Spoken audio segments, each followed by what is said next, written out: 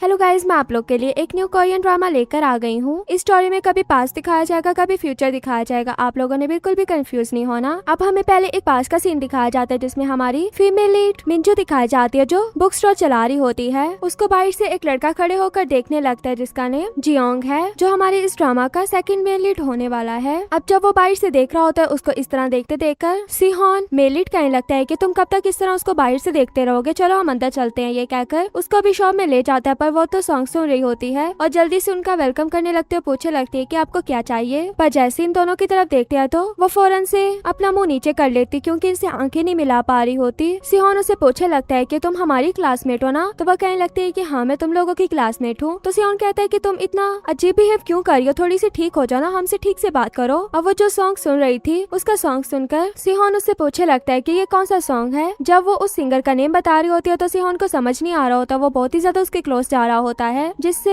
मिंजू काफी नर्वस हो गई थी। पर जियोंग उसे रोकते हुए कहने लगता है कि तुम्हें क्या सिंगर के बारे में नहीं पता। तो वह कहता है कि हाँ मुझे नहीं पता। तो वह कहता है कि तुम्हें पता ही क्या है। तो उसे कहने लगता है कि चलो ठीक है, मैं इसी का एक एल्बम ले लेता हूँ और सुन लूंगा जाकर। वो जब एल्बम लेने के लिए जाता है तो उसको वो एल्बम नहीं मिलता, तो वो उससे आके पूछने लगता है कि क्या तुम्हारे उस सिंगर का एल्बम नहीं है। तो वो चेक करने लगते और बताते हैं कि नहीं, वो सभी सेल हो चुके हैं। क्यों ना आप मुझे अपना नंबर दे दे और नाम बता दे, जैसे वो एल्बम आएगा मैं आपको कॉल करके बता दूंगी। सिहोन उसको जल्दी से अपना नंबर लिख कर देने लगता है, पर उसको अपने दोस्त का याद आता है कि जियोंग उसको लाइक करता है। तो वो जियोंग से कहता है कि मैं नहीं आ पाऊंगा, इसलिए बुक लेने के लिए तुम आ जाना और नंबर भी तुम ही लिख दो। जियोंग तो मना कर देता है नंबर लिखने से और कहने लगता है कि ये काम तुम्हारा है तो तुम ही नंबर लिखो। अब इसी वजह से सिहोन को अपना नंबर लिखना पड़ता है। अब दोनों जब शॉप से जाने लगते हैं तो मिंजू भी उन्हें जाते हुए देख रही होती है। अब हमें फ्यूचर वाली मिंजू दिखाई जाती जिसका फ्यूचर में नेम मिंजू नहीं था बल्कि हान जुन था। वो एक कंपनी में जॉब करती होती है जहाँ पर उसके कुलीग्स वगैरह उसके पास आकर उससे बात कर रही होती है। इतने में मीटिंग का टाइम हो जाता है तो वो अपनी मीटिंग के लिए चली जाती है। मीटिंग करने के बाद जब वापस आती है तो उसकी कोलीग्स नोट करती हैं कि वो काफी प्यारी लग रही है। देखकर सभी उसे पूछे होते कि तुम तो बहुत ही ज्यादा प्यारी लग रही हो, क्या तुम डेट पर जा रही हो। तो हानजुन उन्हें बताने लगते हैं कि मैं जिसके साथ डेट पर जा रही हूँ वो बहुत ही ज्यादा हैंडसम है, इसलिए मैं ऐसा तैयार हुई हूँ। तो वो कहने लगते हैं कि अब तो मैं जेलस हो रही हूँ, चलो ठीक है तुम जाओ। पर पता लगता है कि वो डेट कहीं और नहीं बल्कि चर्च में थी क्योंकि उसके बॉयफ्रेंड योनजुन की डेथ हो गई थी और डेथ को भी 1 साल गुजर चुका था। और उसी के बारे में जब चर्च में बातें चल रही होती है तो उसको भी अपना पास्ट योनजुन के साथ गुजारा हुआ याद आ रहा होता है, जिसमें जब वो योनजुन के पास गई थी कि मैं न्यूयॉर्क जा रही हूँ, पर योनजुन इस बात के लिए नहीं मारा होता। तो वो उसे कहने लगती है कि 1 साल के लिए तो सिर्फ जा रही हूँ, प्लीज मुझे जाने दो, हमें अपने फ्यूचर के बारे में भी तो सोचना चाहिए ना। योनजुन कहने लगता है कि ऐसा कर लेते कि मैं यहाँ का सारा काम छोड़कर तुम्हारे साथ न्यूयॉर्क चला जाता हूँ, प्लीज मुझे अपने साथ जाने दो क्योंकि मैं तुम्हारे बगैर एक पल भी नहीं रह सकता। यही सब बातें सोचने के बाद वो भी चर्च से उठकर बाहर आ जाते, उसे इस तरह जाते हुए वहाँ पे बैठी हुई एक औरत भी देख लेते। वो जल्दी से उसके पीछे जाते और कहने लगती है कि तुम यहाँ पर कैसे है, तुमने तो बताया भी नहीं कि तुम यहाँ पर आ रही हो। हानजुन कहने लगती है कि मुझे भी नहीं पता था कि मैंने यहाँ पर आना है और मुझे नहीं यकीन कि योनजुन की डेथ हुई है क्योंकि उसका नाम पैसेंजर लिस्ट में जरूर था, पर क्या पता उसने किसी तरह अपनी जान बचा ली हो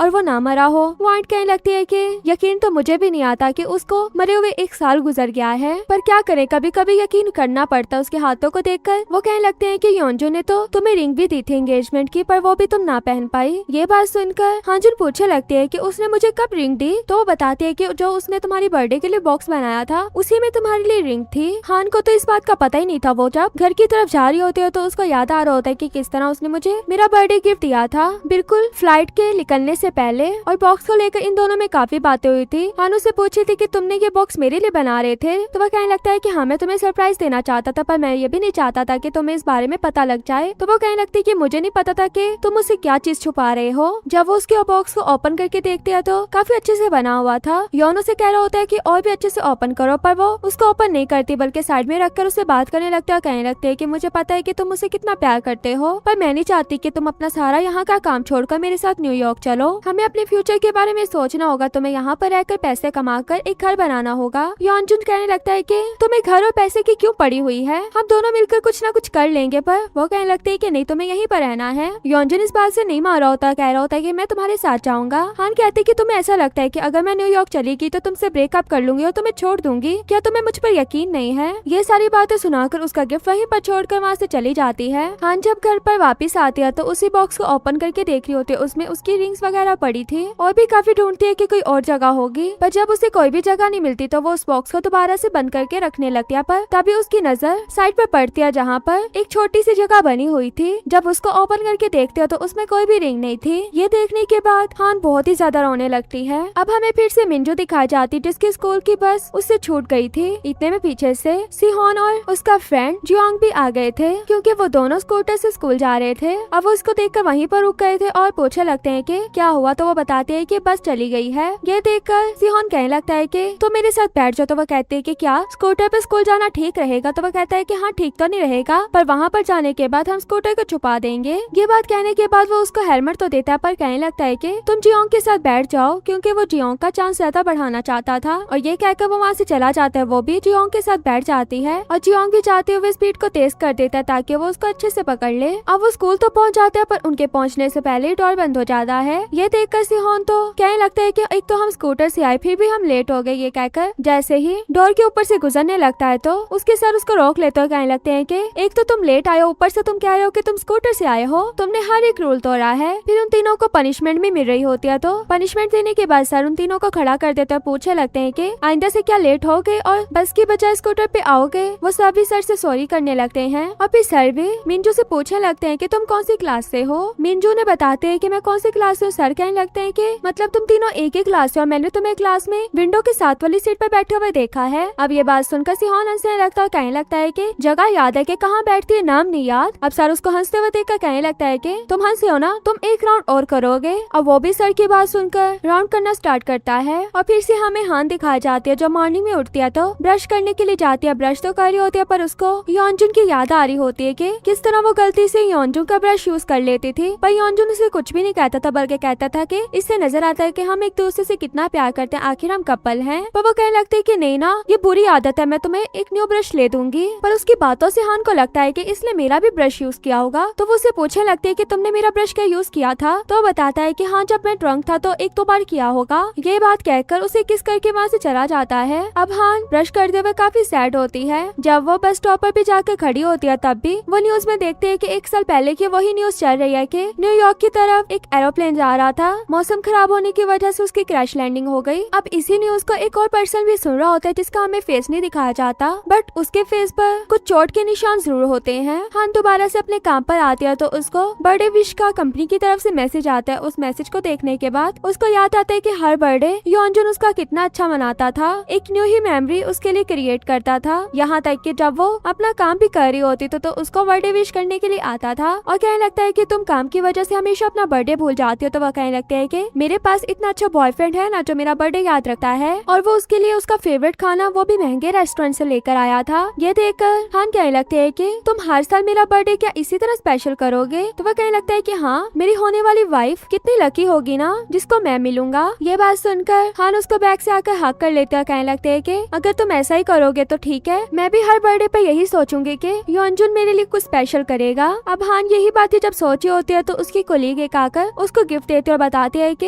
ये तुम्हें कोई देकर गया है। तो वो पूछती कि कौन देकर गया है, जिस पर वो कहती कि मुझे नहीं पता कि कौन देकर गया है। वो जल्दी से पूछने के लिए जाती है कि जो मेरे लिए फ्लावर भेजे हैं वो कौन देकर गया है। तो वो बता रही होती है कि एक आदमी ने दिए हैं। तो वो पूछते है कि वो आदमी कहाँ पर है। तो वो बताती है कि वो लिफ्ट की तरफ गया है, वो देखो वो जा रहा है। जैसे ही वो लिफ्ट का बताती है तो इतने में लिफ्ट बंद हो गई थी, वो उसका फेस नहीं देख पाती। वो जल्दी से नीचे भी जाती है पर नीचे भी उसे वो नजर नहीं आता। पर इतने में उसे आंट की कॉल आती है जो उसे बताती है कि मैंने योनजुन की डेथ रजिस्टर करवा दी है। जैसे ही हान ये बात सुनती है तो वहीं पर बिल्कुल स्टॉप हो जाती है। फिर जब वो कंपनी से काम करके वापस जा रही होती है तो उसे कॉल आती है, जिस कॉल के बाद वो अपने एक फ्रेंड से मिलने के लिए आ जाती है जो एक आर्टिस्ट था। वो उसे कह रहे होते है कि तुम काफी टाइम बाद आई हो ना। वो भी उसकी आर्टिस्ट वगैरह कहकर तारीफें कर रही होती है, पर वो कहता है कि आर्टिस्ट लव सिर्फ योनजुन पर ही अच्छा लगता था। ये बात सुनकर वो बिल्कुल चुप हो जाती। तो वो उसे कहने लगता है कि मैंने कभी भी उसके गुजरने के बाद उसकी चीजों को हाथ नहीं लगाया, पर कल जब मैं ऑफिस की सफाई कर रहा था तो मुझे एक चीज मिली, तुम क्या इस चीज को देखना चाहोगी? तो वो भी उस बॉक्स को ओपन करके देखने लगते हैं तो उसमें एक पेंटिंग होती है, जिसे देखकर उसे याद आता है कि जब मैंने योनजुन से इस पेंटिंग के बारे में पूछा था तो उसने नहीं बताया था कि ये लड़की कौन है, पर वो उस लड़की के बारे में सोच के काफी स्माइल कर रहा होता है। और ये तो हान से बर्दाश्त नहीं था, इसलिए वो बार बार पूछती है पर वो उसे कुछ भी नहीं बताता। वो उसके फ्रेंड से पूछने लगती है कि क्या तुम्हें योनजुन ने बताया कि ये लड़की कौन थी? तो वो कहने लगता है कि मुझे तो लगा था कि ये लड़की तुम हो, इसलिए मैंने उससे कभी पूछा नहीं। पर वो कहने लगती है कि नहीं, ये मैं नहीं हूँ। अब वापस आने के बाद वो अपने इंस्टा पर काफी ज्यादा योनजुन के साथ वाली पिक को देख रही होती है और उन्हीं पिक्स को देखकर स्माइल कर रही होती है। फिर योनजुन का इनबॉक्स ओपन कर लेते हैं जिसमें वो हमेशा से हर एक मैसेज उसको भेज रही थी कि वो अपनी लाइफ में क्या करी, उस उसको कौन मिला कौन नहीं मिला। आज की भी वो सारी बातें उसे बता रही होती है और कह रही होती है कि मैं उसी रेस्टोरेंट में बैठी हूँ जहाँ पर हम दोनों अक्सर आया करते थे। यहाँ पर बैठ के मुझे तुम्हारी बहुत ज्यादा याद आ रही है।